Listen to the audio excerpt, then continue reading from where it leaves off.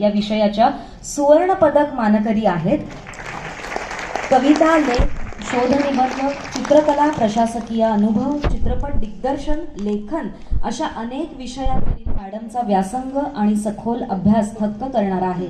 1980 नंतरच्या निवडक कवींच्या कवितांचा उत्तर आधुनिकवादाच्या दृष्टिकोनातून चिकित्सक अभ्यास या विषयात मुंबई विद्यापीठातून त्यांनी डॉक्टरेट पदवी संपादन केलेली आहे. खानदेशी बोली भाषांमधील बोली आणि वाक्प्रचार एक अभ्यास, is it in your DNA हा काव्यसंग्रह, साधन डायरी हा हिंदी गीतांचा अनुवाद अशी अनेक पुस्तकं त्यांची प्रकाशित झालेली आहेत. अध्यात्मपर संगीत या विषयावर मॅडमनी शोधनिबंध लेखन केलेलं असून लोकप्रभा साप्ताहिक, तरुण भारत, महाराष्ट्र टाइम्स, लोकसत्ता, सकाळ अशा नामांकित मासिक वृत्तपत्रांसाठी, आकाशवाणी अस्मिता वाहिनीसाठी ललित लेखन, निवेदन, स्तंभ लेखन, स्फुट लेखन आणि ग्रंथ प्रस्तावना लेखन मॅडमनी केलेलं आहे. सोबत या नावाच्या लघुपटाचं लेखन आणि दिग्दर्शन त्यांनी केलेलं असून उम्मीद आणि इज इट युअर DNA या लघुपटात त्यांनी भूमिका सुद्धा साकारलेली आहे. त्या उत्तम चित्रकार सुद्धा आहेत. अनेक पुस्तकांचं त्यांनी मुखपृष्ठ केलेलं असून वेगवेगळ्या मानाच्या ठिकाणी त्यांच्या चित्रांची प्रदर्शनं होऊन गेलेली आहेत. सहाय्यक संचालक महसूल आणि वन विभाग मंत्रालय, सामान्य प्रशासन विभाग, अध्यक्षा महाराष्ट्र राज्य विश्वकोश निर्मिती मंडळ अशा अनेक प्रशासकीय पदांवर त्यांनी समर्थपणे जबाबदारी सांभाळलेली आहे. माननीय आमदार श्री परागजी अळवणी यांना मी विनंती करते, आपण कवयित्री, लेखिका, चित्रकार डॉक्टर मीनाक्षीताई पाटील यांना आदिशक्ती, अक्षरशक्ती या पुरस्काराने सन्मानित करावं.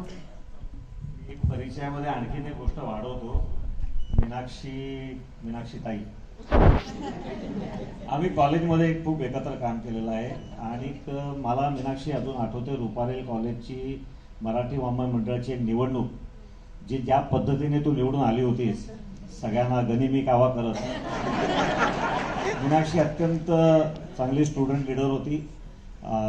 स्टुडंट काउन्सिल चेअरमनची आपली उमेदवार होती. मला वाटतं मी चेअरमन झालो, माझ्या नंतरच्या उमेदवार मीनाक्षीताई होत्या. आणि जर का राजकारणात आली असती तर एक उत्तम लोकप्रतिनिधी सुद्धा बनली असती. म्हणजे त्या परिचयानं आणखीन एक खूप सुंदर ॲड व्हावं असं मला वाटलं, म्हणून की थोडा ॲड करावं.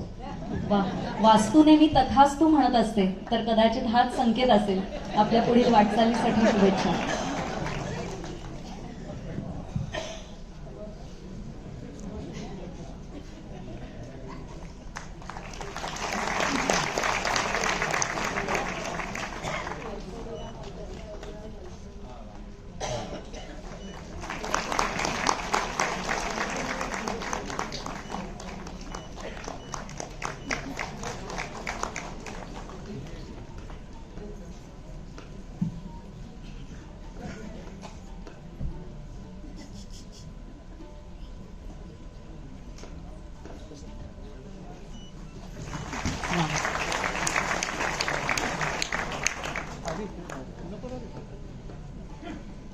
मीनाक्षीताई, मी आपल्याला विनंती करते की आपण या पुरस्काराला उत्तर द्यावं. नमस्कार. खूप संकोच दाटून आलाय मनात. खरं तर कुठचाही पुरस्कार आपल्याला ज्यावेळी दिला जातो त्यावेळी मला असं वाटतं की फार एक मोठी जबाबदारी असते आणि आपण स्त्रिया तर आपल्या कामातून व्यक्त होतच असतो आणि तो पुरस्कार असं वाटतं की अधिक पुढे तुला काम करायचं आहे हे सांगण्यासाठी आपल्याला एक ते हलवणं असतं, जागवणं असतं असं मला वाटतं. कालच महाशिवरात्र झालेली आहे. म्हणजे जे आपण आपली जी परंपरा आहे, ज्या शिवशक्ती सामरस्याची आपण अनादी काळापासून पूजा करतोय, स्त्रीला आदिशक्ती रूपात आपण तिची पूजा करतोय, मग गोंधळ कुठे होतोय नेमका? तर मला असं वाटतं आता निवेदिकेने पण आपण म्हणजे बहिणाईंचं त्यांच्या ओव्यांविषयी आपण ऐकलं की जी बहिणाई भाकरी करता करता कविता म्हणत राहिली आणि तिच्या कविता म्हणजे एकही इयत्ता न शिकलेली बाई. मी धुळे जळगाव म्हणजे माझं माहेर सासर धुळे जळगाव खानदेशातली आहे, म्हणून मला ते उदाहरण घ्यावं असं वाटलं इथं की आपण सर्व स्त्रिया आपल्या परंपरेने आपल्याला आदिशक्ती स्वरूपात पुजलेलं आहे.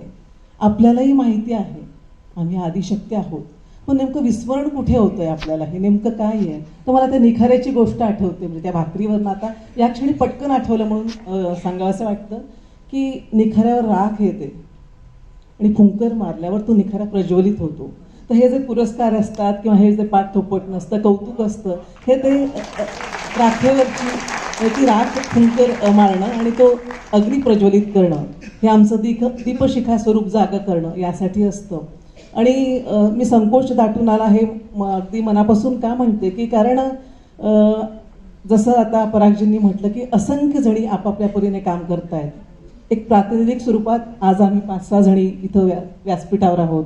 तर माझ्यासारख्या माझ्या असंख्य मैत्रिणी ज्या आहेत, ज्या अगदी तळागाळापासून धडपडत आहेत, म्हणजे हा अनादी काळापासूनचा स्त्रियांचा प्रवास आहे जो निरंतर चाललेला आहे. आणि इथं पुरुषही तितक्याच संख्येने उपस्थित आहेत. आणि कौतुक वाटतं की स्त्रियांचा सत्कार म्हणजे प्रकाशजी, परागजी यांच्या हातून होतो आणि तुम्ही सगळेजण अत्यंत उत्स्फूर्तपणे टाळ्या देत आहात. तर मला नेहमी असं वाटतं की हे शिवशक्तीचं जे सामरस्य आहे हे दिसून येत नाही, पण ते चाललेलं असतं. ते राख येणं आपण जर वेळोवेळी झटकत राहिलो वेगळ्या पद्धतीने जगताना, तर एक सुंदर पद्धतीने एक सहजीवनातून जे पुढे जाणं असतं ते घडत राहतं. तर खूप काही मनात वाटून आलंय. जसं आता परागजींनी म्हटलं की मी राजकारणात वगैरे वगैरे, पण प्रत्येकाला एक आपला आवाज आणि आपला अंतस्वर माहिती असतो, आपल्या क्षमता मर्यादा माहिती असतात. म्हणजे पुरस्कार मिळाला तरी देखील मला माहिती आहे मी नेमकी काय आहे, कल्पना आहे मी कुठून आले आणि कुठपर्यंत पोहोचले, अजून पुढे किती जाता येणार आहे, या क्षमता मर्यादांचं ज्ञान आपल्याला असतं. पण म्हणून ते जर ओळखता आलं आपल्याला तर अधिक सुंदर प्रवास करता येतो आणि तो सच्चा असतो असं मला आतून वाटतं, मनापासून वाटतं. की मला काय येतंय, मला चित्र काढता येत आहेत, मला कविता लिहिता येत आहेत, मला लेखन करता येतं. मग माझ्या लिखाणातून माझ्या चित्रांमधून मी असंख्य जणींचा आवाज जर होऊ शकले तर किती सुंदर. मग माझ्या कवितेतून माझ्या चित्रातून मी माझ्यासारख्या माझ्या असंख्य भगिनींचं मनोगत व्यक्त करते, त्यात वेगळा आनंद मिळतो. तर अधिक खरं तर खूप बोलावंसं वाटतंय, पण आम्हा बायकांना सवय असते. म्हणजे हिने जे उदाहरण दिलं की ट्रेनमध्ये बसल्या बसल्या आम्ही जे बडबड करत असतो माझ्या कवितेत नाही येतं, सगळ्या ह्याच्यात नाही येतं, तर अधिक बोलत नाही. पण धन्यवाद सर, तुम्ही एक संधी दिली इथं व्यक्त होण्याची, त्याबद्दल मनापासून आभार. धन्यवाद. धन्यवाद मॅडम. आणि तुमचे बोल म्हणजे खरंच कर्तृत्वाची ती गाथा आहे, त्यामुळे